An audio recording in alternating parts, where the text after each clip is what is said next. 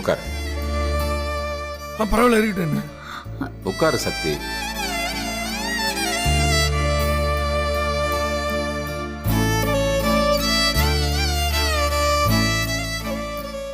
அண்ணா என்ன விஷயமா கூப்பிட்டிய?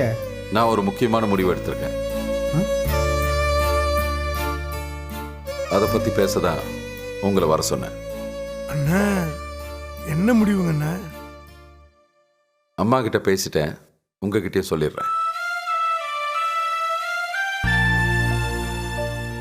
இம்புட்டு நாளா எல்லாரும் ஒன்னா எல்லா சொத்தையும் நிர்வாகம் பண்ணிட்டு தான் இருந்தோம். இனிமேலும் அப்படி பண்ணிட்டு இருக்க வேணாம். நாம சொத்தை பிரிச்சிடலாம்.